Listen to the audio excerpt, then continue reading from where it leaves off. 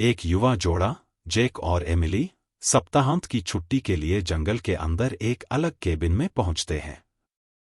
जैसे ही रात होती है, जंगल में अजीब सी आवाजें गूंजती हैं, जो जेक और एमिली को बेचैन कर देती हैं। एमिली को बाहर के अंधेरे से एक फुसफुसाती आवाज सुनाई देती है, जो उसका नाम पुकारती है। जेक फुसफुसाहट के स्रोत की जांच करता है, लेकिन कुछ नहीं पाता है। वह इसे अपनी कल्पना कहकर खारिज कर देते हैं। एमिली को केबिन में पुरानी तस्वीरें मिली, जिसमें दशकों पहले वहां रहने वाले एक परिवार का पता चला। उनके चेहरे नोच दिए गए हैं। जेक और एमिली ने ऊपर कदमों की आहट सुनी, लेकिन वे केबिन में अकेले हैं। एमिली को बुकशेल्फ के पीछे एक छिपा हुआ कमरा मिलता है, जो गुप्त प्रतीकों और भयावह अवशेषों से भरा हुआ है। जेक का व्यवहार लगातार अनियमित होता जा रहा है, जैसे कि वह किसी द्वेषपूर्ण चीज से प्रभावित हो रहा हो। एमिली जागती है और पाती है कि जेक गायब है। वह केबिन में बहुत खोजबीन करती है, लेकिन वह नहीं मिलता है।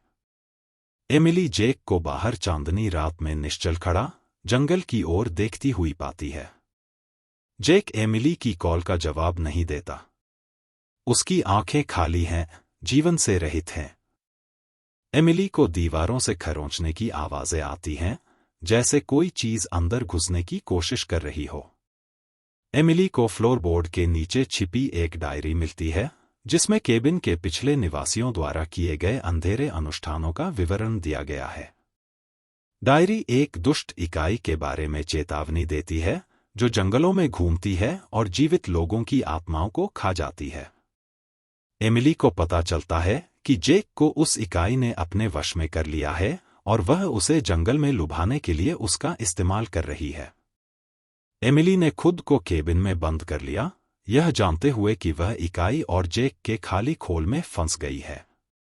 केबिन की दीवारों से खून बहने लगता है, जिससे एक गहरा, चिपचिपा पदार्थ रिसने लगता है, जिससे फर्श पर दाग पड़ जाता है। एमिली को दीवारों से फुसफुसाहटें सुनाई देती हैं, जो उसे जंगल में जाने पर रिहाई के वादे के साथ ताना मारती हैं। एमिली को अटारी में छिपी एक जंग लगी चाबी मिलती है, जो केबिन के नीचे एक सुरंग की ओर जाने वाले जाल के दरवाजे को खोल देती है। टिमटिमाती मशाल की रोशनी और इकाई की गूंजती फुसफुसाहट से निर्देशित होकर एमिली सुरंग में उतरती है।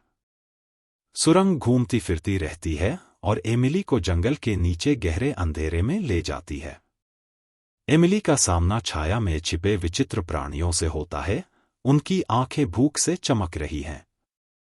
एमिली प्राचीन कलाकृतियों से भरे एक कक्ष में पहुंचती है, जो अपवित्र लौ से जलती मोमबत्तियों के घेरे से घिरा हुआ है। एमिली को एहसास होता है कि वह इकाई की मांद में पहुंच गई है और वह उसका इंतजार कर रही है। इकाई एमिली के सामने प्रकट होती है, उसका रूप द्वेषपूर्ण ऊर्जा के साथ बदलता और घूमता रहता है। एमिली इकाई का सामना करती है और मांग करती है कि वह जेक को छोड़ दे और उसे अकेला छोड़ दे। इकाई हंसती है, एमिली की अवज्ञा का मजाक उड़ाती है और उसे एक विकल्प प्रदान करती है, उसके रैंक में शामिल हो जाओ या मौत से भी बदतर भाग्य भुगतो। एमिली ने समर्पण करने से इनकार कर दिया, यह जानते हुए कि उसे इकाई को खत्म करने और जेक को बचाने का एक रास्ता खोजना होगा। एमिली कक्ष में ऐसी किसी चीज की खोज करती है, जो उसे इकाई को हराने में मदद कर सके, उसका दिल भय और दृढ़ संकल्प से धड़क रहा है।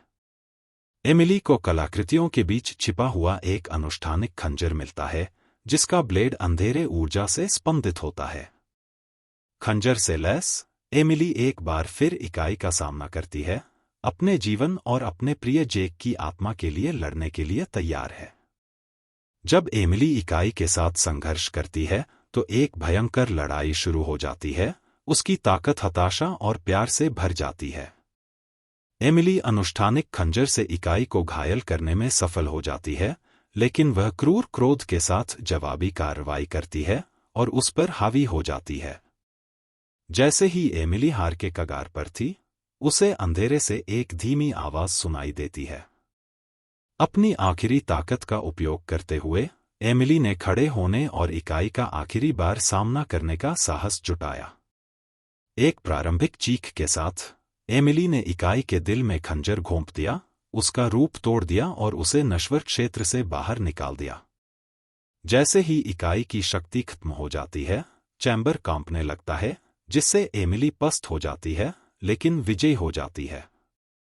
एमिली वापस केबिन में जाती है, जहां वह देखती है कि जेक फर्श पर बेहोश पड़ा है, उसकी आंखें साफ हैं और उसकी आत्मा वापस आ गई है।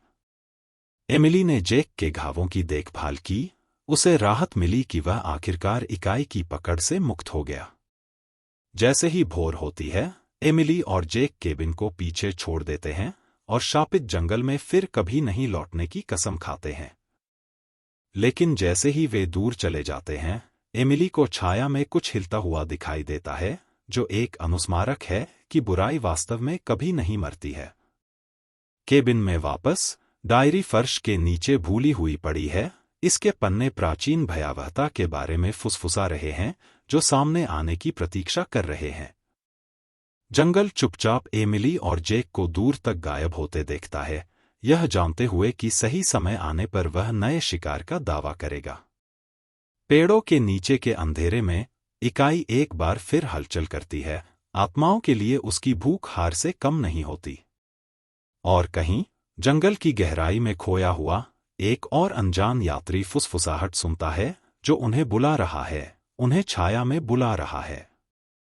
चक्र नए सिरे से शुरू होता है, क्योंकि केबिन के अंधेरे रहस्य उन लोगों को परेशान करते रहते हैं जो जंगल के बीच